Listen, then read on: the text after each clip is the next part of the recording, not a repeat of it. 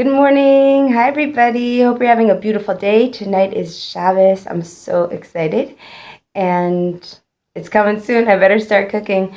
But before I do, I want to share with you where I've been at, what my personal lesson on this journey is for this week for me. So this week's lesson has been about boundaries. Now, boundaries is a very big catchword. People talk about boundaries a lot. And for me, it's something I actually talk about a lot because I naturally don't have a lot of boundaries. I enjoy giving, I enjoy being open, and I don't like when everything's, I feel like there's too much boundaries is just not healthy. It doesn't allow people to share in an authentic way. But something even deeper than that. And that is that a boundary defines what you want out of life. Think about it. You're born into this world. You're a blob. You can be anything. You can be anyone.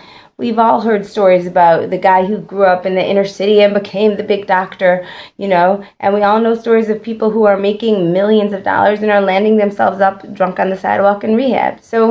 And hopefully off to rehab, right? So it's not so much where you come from as the choices that you make, and how that will determine where you're going to go and who you're going to be.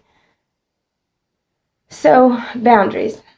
When you set boundaries, what you're actually doing is saying, here are all the options in the world, and here are the ones that I choose.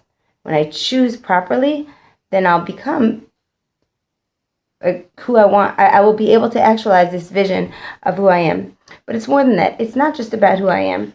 It's not what this lesson is about. It's about the deep understanding, that every time you say yes to something, you're saying no to something else. And every time you say no to something, you're saying yes to something else. And I'll tell you 2 stories.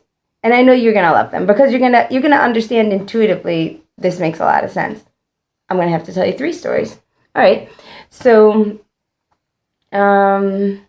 story number 1, and this was really empowering because, as you know, I stopped working, but the work that I did wasn't even work. It was people. I love people, right? So one of the people in my life recently got engaged, and I was invited to 2 parts of their pre-wedding event. One was a shower, and one was a pre-wedding breakfast. So the old me would have gone to the shower, stayed till the end, felt like I want to be a part of this, and I want to help. I just want to, keep the joy going and be there for my friend in the very best way possible, and definitely show up to the breakfast, right? But then I think about it, and this is conscious thought for me, and I want to share with you. This is hard. It is hard work. I had to say, well, if I go there and say yes to this friend and being part of her joy, I'm also saying no to my lovely, beautiful children. For those hours, I'm saying, no, I'm not available for many, many hours. So do I want to do that? And the answer is sometimes, if I need to, but not twice. And not when I know that this friend will understand. And not when I know that if I don't invest in my home, then I won't have the kind of home that I want to have. So I wrote back to her. Thank you so much for the invitation. I got 2 of them, and as you know, I'm trying to spend more time at home. So which one would be more meaningful to you? And she was so wonderful about it. She didn't just give me an answer. She gave me encouragement and, good for you. And I think in general, it's like that in life. When you make the right decision, well, first of all, if you surround yourself with good people, they will understand and respect it. But other people ultimately will also come to respect it. So I'm going to be going to her shower. And I probably won't stay the 3 hours that I usually stay because, in a child's life, 3 hours is forever. So, and what's the alternative? Let's say my husband's not home. So then that's 3 hours with like a video or something. Is that what 3 hours of mothering, of being loved and cared for and taught good values, or 3 hours of like, help, someone's got to babysit my kids, maybe I'll put on a video, right? So those 3 hours actually matter. Sometimes we wonder, what is our first responsibility? It's hard, So there's one thing for sure, and this doesn't only go for mothers and fathers, but I'll say this anyway. For sure that you can cut through all the complexity by just saying, well, I know for sure what's my responsibility, my children. That I was given. Other people, I have some choices to make. My children and my parents, they are my priority.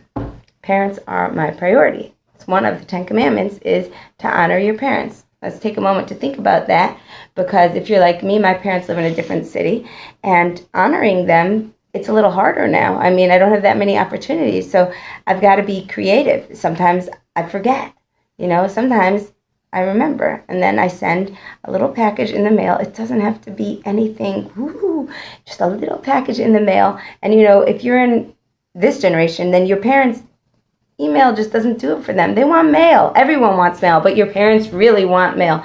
Send them a package in the mail. They are your priority. More than your neighbor, more than answering your Facebook messages, more than anybody in your life is your parents and your children. After that, your siblings. And I think I've expressed this many times because it's like a lifelong struggle. Thank God I have a big family, and I do find it a struggle to, even do this family and stay in touch with my siblings on top of doing whatever else. So that's something that I'm always working on growing in. I mean, I have, thank God, fantastic siblings. Then something I got to work on. So back to boundaries. What does this mean for us? You see, we were given the Torah. Some people, they think the Torah is just do this, do that, or they think it's pretty stories. There's actually a lot of laws in the Torah, a lot. If you know Torah, you know 613 commandments, and beyond that, each of those commandments have intricacies. That is my phone, and we're going to take a minute to acknowledge that the phone is ringing, and I'm not going to get it. So what do those commandments do for us? They actually let us know where to set our boundaries in order to get the results that we want. Hi, Minky. She doesn't have her car, so she's going to pick me up at about 12. Okay. Do you want to get the phone? I'm in the middle of making a video on my phone. You could say hi. But say hi in the other room. Where's the phone? I don't know. It could be we missed it. Sorry, guys. Talk to her later. I'll call him back. So I shouldn't answer? I'll call him right back. I'm seriously making a video. Hello? It's kind of funny. Okay, hurry. So anyway, this is the important part. It's all the important part. The important part is to understand that if you follow the Torah, what you are getting is the perfect set of boundaries. It's perfect set of boundaries. It says, you want to have a life of serenity and connection? You want to be in the video? No, but it's about... So 1 minute, honey, because I'm making a video. I'm waiting. Okay. It's hard to get back on track, but 8 minutes in, we're not stopping now. Trying to stay with me. I know this is ridiculous. Okay. If you want to have a life of serenity, you've got to keep Shabbos. That's how it is. You got to keep Shabbos. You got to have a day when you unplug. You've got to have a day where you have a prescribed set of boundaries, of ways to access your quiet soul connection with Hashem, with God. You don't have Shabbos, you're not going to get that. You'll be in distraction day after day after day, and things will come up, and they will come up. You want to be holy? You have to be careful in your relationships with men and with women. You can't be cheap. It doesn't work. You can't be married and lightly flirt. It doesn't work. The Torah will tell you exactly how to become a dignified, royal, fantastically healthy person. We've got to stop looking at Jewishness as being Orthodox, Reform, conservative, observant, not observant. We're Jewish, that means we have a set of guidelines that say, here's the boundaries of how to actualize yourself in this world.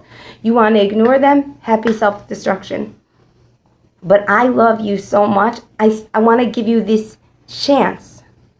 That sounded really mean. I don't mean happy self-destruction. None of us are going to self-destroy because we all have infinitely holy, magnificent souls. And actually, your soul is connected to God, and it can't actually self-destruct. It's pure. You're pure, and every single person is full of mitzvahs. It says more than the seeds of a pomegranate. That's the way the Torah puts it. So I don't mean to be too harsh. But I do mean that I know that we all want to be amazing. and we want the loneliness to go away, and we want the depression to go away, and we want balance desperately, and we want good relationships. So there you have it. Have the Torah.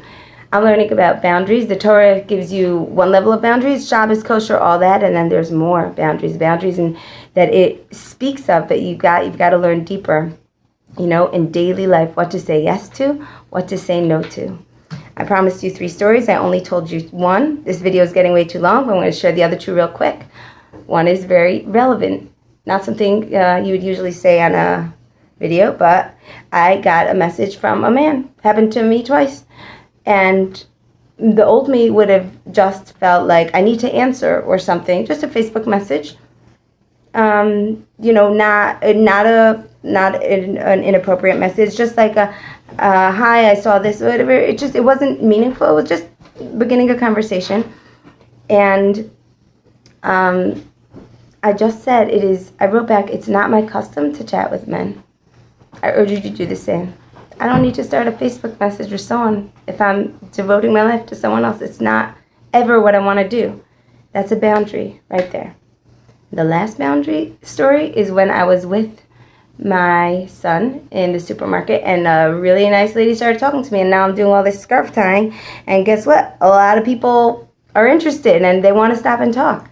And not once, but about 3 times, I stopped the conversation. I just said, and I'm with my son. He has me for 10, 15 minutes on his own in the supermarket. So I spoke to the woman for a few minutes, but that's his time. So those are a little bit of the boundaries that I'm working on, and I am wishing you a very beautiful Shabbat.